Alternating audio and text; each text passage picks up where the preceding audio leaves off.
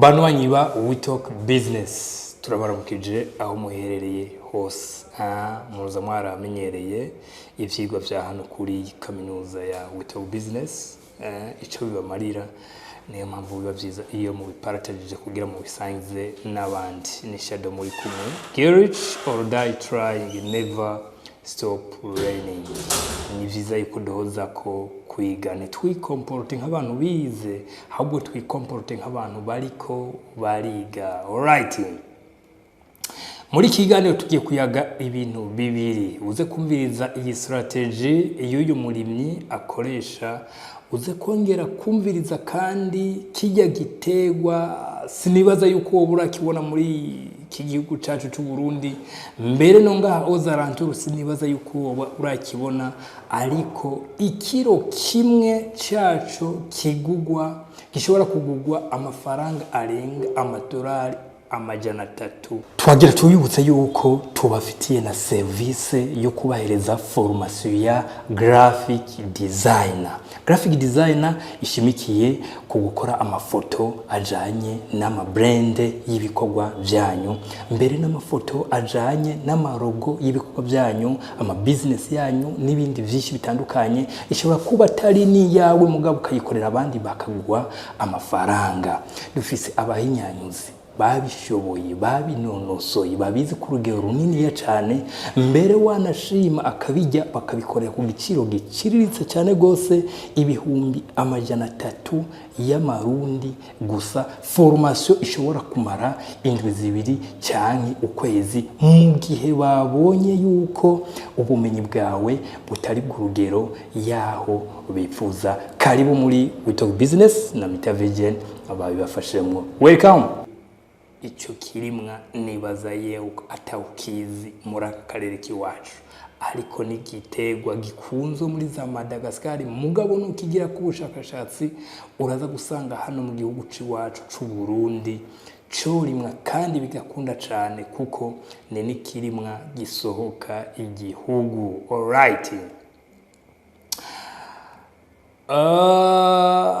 turi mu gihugu bavuga yuko kigizwe n'ibintu bibiri, uburimyi n'ubworozi. Niyo mpamvu nashoboye kuyaga n'umurimyi umwe nyagisha ikintu ndavuga ni urankoze ku mutima ati reka ngende ndagihereze abanwanyi ba We Talk Business, nabo nibagikora nkuko nawe ugikora ndabona kizobazanira umusaruro, ndabona yuko ari akamaro kanini cyane kizobagirira iyo strategy akoresha.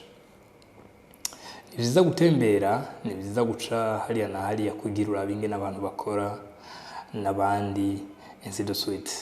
Uwo muntu twayaze yavuye iyo yavukiye araza mu gisagara ca Bujumbura agendera bariya na bariya, hanyuma aravuga ni reka strategy ndayitwara ati jewe ntaho ndima mfise nta murima mfise, mugabo ndafise abafise imirima bakeneye imbuto kandi ndafise abafise imirima bakeneye umwavu.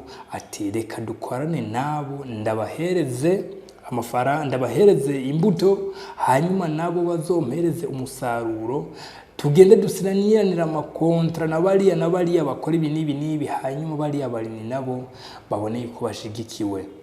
Ariko n'abantu bakunda kwidoga ngo iyo abantu bagura umwimbo, bajya abantu bagura imwimbo ngo barashobora kugenda gusaba ideni mu mabanke bakaba kugira begeranye uwo mwimbo. Ati mugabo babandi wagwiza uwo mwimbo mu kurima, ati mugabo bobo ntibere ku ideni kamema kukanurumva yuko nikaryoshe kamema irifo yuko novuga yuko nawe ahubwo yagerageje gufata ideni kugira agende gufasha bariya bashobore kugwiza wa mwimbo. Ati rero iyo strategy nayo imeze gute?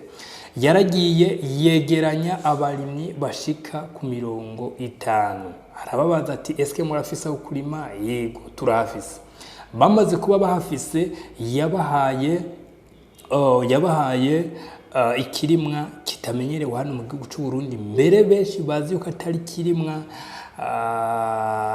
gishobwa mu makungu, ari cyo kirimwa c'ipiripiri. Acaragenda ararondera imiliyoni zishika kuri 8 arabagurira imbuto. Hanyuma babandi y'ama societe aguriye imbuto aravuga nti no kuvuga ikiro kimwe c'ipiripiri ati jewe muzongurira kuraya. Ararose imbuto amaze kuyigura amafaranga acara yishira babarimyi mbere kubera yari n'umu agronome arabakurikirana kuva muri pepiniere gushika bayitere mbere aranabereka n'ingene byose babigenza kugeza banayisaruye hanyuma akabahemba hanyuma nawe akacafata wa mwimbu akawuzanira ya societe avec contrat bahanye yingene bazogenda baramugurira ikiro. Nagira ndakubwira yuko abo barimyi bakuye akoyoko kanini ya cane kuko bararavye kuko icyambere bahungukiye bari bafise umuntu abakurikirana do A Z ingene bagenda barakora. Ikindi naco nuko sibari babandi ngo barahangayitse ngo mbega ngo umwimbu ni nawuronka nza kushora he kubera byose burya hajya kugira umukoce mu bintu byose ukora aba ari kintu ngira kamaro. Iyo strategy nagira ndakubwira yuko ntukwiye kuyumvira ubusa. Nimba we utari umurimyi nta kibazo byo ntaco bitwaye, urashobora kurimisha. Nimba udashobora no kurimisha urashobora kwisangiza abandi basanzwe bakora iyo myuga yo kurima hanyuma nabo bakavuga nti kameme c'est très important, iki kintu kirambereye icyakamaro. Kubera twavuze uburimyi n'ubworozi reka mbere naho nyene ngene ndabakubitiyeho akagohe ukaba uri muri domaine y'ubworozi genda simba utangaze yuko wewe umuntu yananiwe no korora bijya biyivyorogwa byiwe yuko wewe uri capable yo kubimugurira. Uzosanga kiya corogwa kubera nakacamunaniye korora canke wanashima camunaniye kubera yabuze ivyo akigaburira yabuze iki kiachoro uzokigura amafaranga makeya ucugenda ucondagure ukigaburire neza mu mezi 3 canke amezi 2 uzosanga cagwijije amafaranga a multiple de 2 ou plus. C'est très important. Haro twayazi yo business ayikora agagenda naho yo kwigira mu isoko akaraba gusa ikico gitungwa kitagwaye hanyuma akagenda akacorora azogisubiza mu isoko mu mezi 3 canke mu mezi 2 ico gitungwa bamuha nka double y'amafaranga. Niyi nindi business ndaguhereje igira kabiri nabemereye ibintu bibiri ariko kubera muri inshuti zawe to ku business ataco mudakora kugira mu ikurikirane niyo mpamvu nshishima kubabwira n'ikindi cya gatatu ihambaye cyane gose c'uburimyi ariko ico kirimo kitarimo mu gihugu c'u Burundi ni kirimo bita vanille. Vanille ni kirimo gikunzwe cyane muri za Madagascar ariko nasanze ari kirimo gihingurwa cyane gose kandi kivamo ibintu ngira kamaro. Ni kirimo mu mezi 8 cyangwa amezi 7